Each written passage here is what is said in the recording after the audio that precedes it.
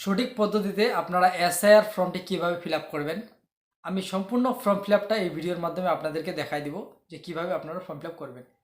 ব্যাপারটা হচ্ছে ফর্মটা কিন্তু এমনি খুব সহজ, কিন্তু যখন আপনারা ফিল আপ করতে যাবেন তখন কিন্তু আপনার ব্রেনে অনেক কিন্তু প্রশ্ন করবে। যেমন দেখা গেল যে এই ফর্মটি যদি একজন মহিলাদের ক্ষেত্রে হয়, তাহলে পিতা বা অভিভাবকের নামের জায়গায় কি স্বামীর নাম হবে নাকি বাবার নাম হবে, এটা কিন্তু একটা ইম্পর্টেন্ট বিষয় আছে। দ্বিতীয় ক্ষেত্রে দেখা গেল যে 2002 সালের লিস্টে যে নাম আছে সেই নামটা দেখা গেল ভুল ছিল। এখন যে সেটা বসাবো সেটা কি সঠিক নামটা বসাবো নাকি আগের যে ভুল নামটা সেটাই বসাবো, এটা একটা কনফিউশনের মধ্যে থাকলো। এবার আরেকটা ইম্পর্টেন্ট বিষয় হচ্ছে যে নিজের নাম না থাকলে যে বাবা মায়ের যে 2002 সালের লিস্টে যে নাম আছে সেটা বসাইতে হবে। সেক্ষেত্রে মহিলাদের ক্ষেত্রে কার্ডটা বসাবে, শ্বশুর বাড়িরটা বসাবে নাকি নিজের বাবারটাই বসাতে লাগবে, এটা একটা কনফিউশনের মধ্যে আছি। তো আমি এই ভিডিওর মাধ্যমে আপনাদেরকে সমস্ত বিষয়টা বুঝাই দিব এবং সমস্ত বিষয়টা আমি ফিল আপ করে দেখাই দেবো যে আপনারা কীভাবে সঠিক পদ্ধতিতে ফর্ম ফিল আপটি করবেন। তো চলো, ফর্মটি ফিল আপ করবার আগে একবার দেখে নেবেন এই কোনায় যার নামে ফর্মটা আসবে তার কিন্তু নাম এবং তার ভোটার আইডি ঠিকানা সম্পূর্ণ কিন্তু এখানে লেখা থাকবে। এটা দেখে আপনারা প্রথমে ফর্মটি কনফার্ম হয়ে যাবেন। তারপরে এখানে সিরিয়াল নম্বর লেখা থাকবে, আরও অন্য কিছু লেখা থাকবে। তারপরে চলে গেল স্ক্যানার থাকবে, আর এখানে একটা ফটো লাগানো থাকবে, যেটা আপনার ভোটার কার্ডে অলরেডি ফটো দেওয়া আছে সেই ফটোটাই কিন্তু এখানে প্রিন্টেড হয়ে আসবে। এবং পাশে দেখতে পাচ্ছেন এখানে লেখা আছে সাম্প্রতিক ফটো সাটো।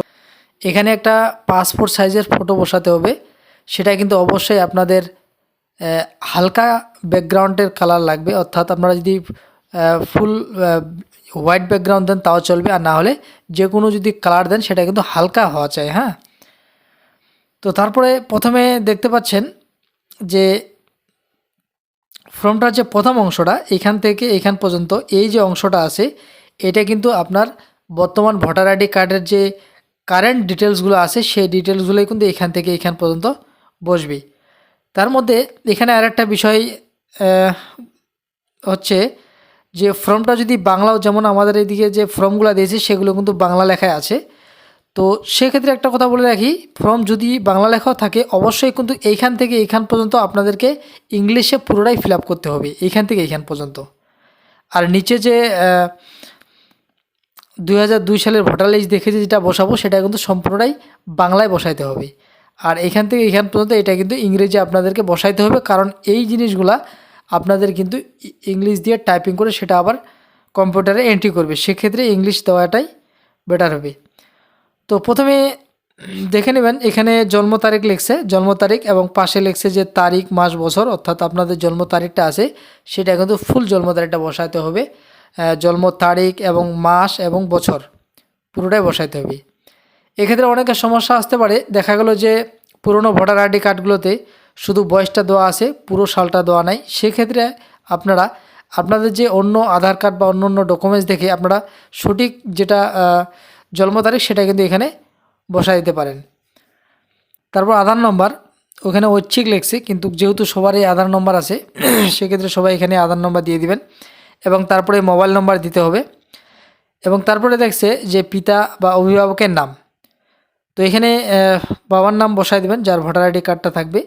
এখানে একটা বিষয় আছে, সেক্ষেত্রে হচ্ছে যদি এই ফর্মটা কোনো বিবাহিত মহিলার হয়, আর বিবাহিত মহিলার ক্ষেত্রে এই ফর্মটিতে যে পিতা বা অভিভাবকের নাম আছে সেখানে কিন্তু স্বামীর নাম হবে না, এটা বাবার নামেই বসবে, তার যে জন্মদাতা বাবা সেই বাবার নামেই বসবে।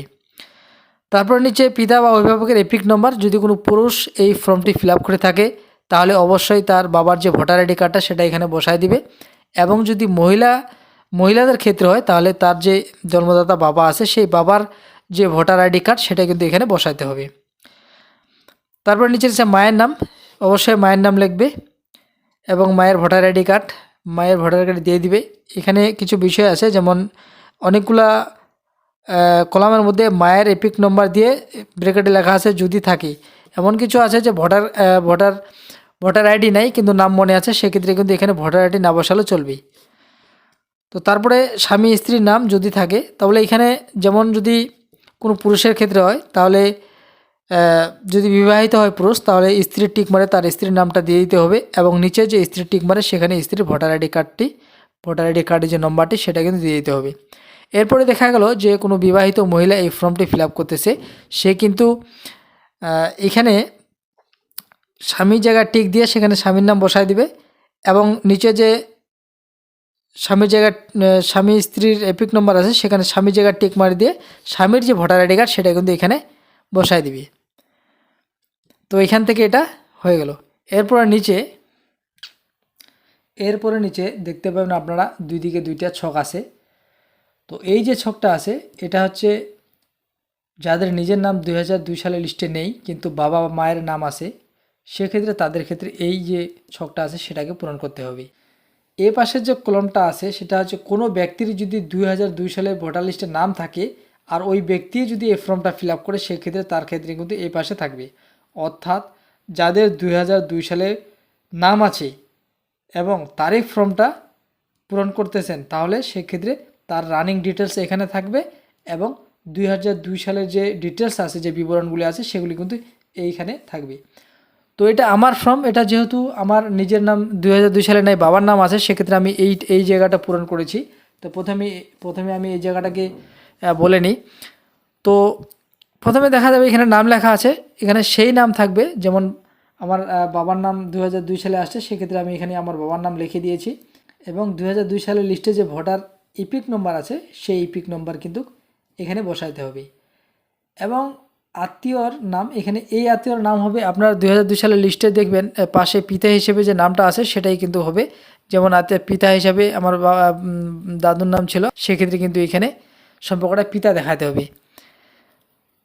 তো তারপর হচ্ছে এখানে জেলার নাম দিয়ে দিবেন এবং এখানে রাজ্যের নাম দিয়ে দিবেন।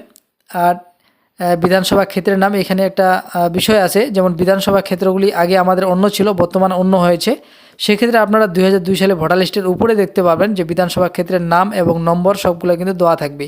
সেক্ষেত্রে এখানে আমি 2002 সালের যে বিধানসভা ক্ষেত্রের নাম ছিল সেটা আমি দিয়ে দিচ্ছি এবং 2002 সালে বিধানসভা ক্ষেত্রের যে নম্বর ছিল সেটাও কিন্তু আমি এখানে দিয়ে দিছি।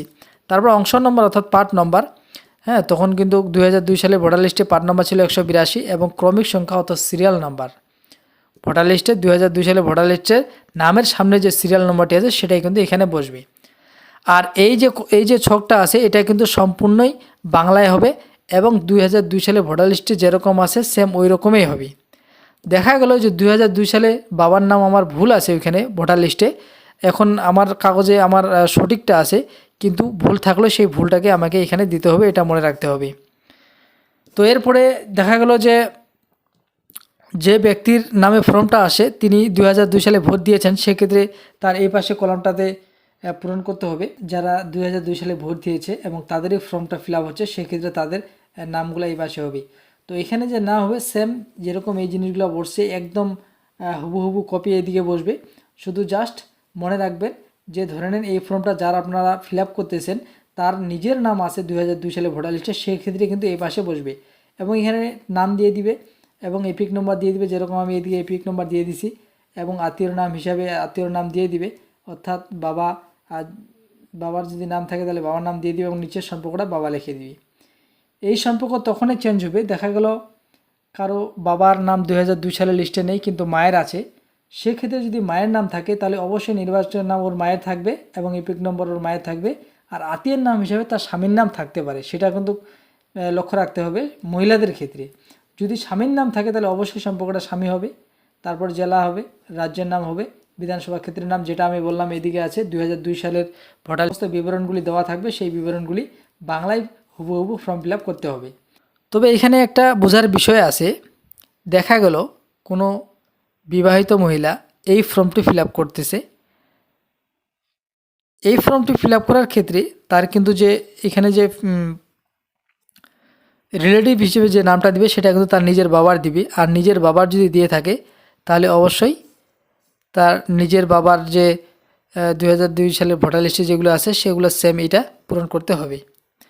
এটা হয়ে গেলে তারপরে নিচে যে সিগনেচার অপশন আছে এখানে যে ক্যান্ডিডেটের ফর্মটা হবে তিনি এখানে সিগনেচার করে দিবে এবং নিচে বিএলও সাইন করে দিবে।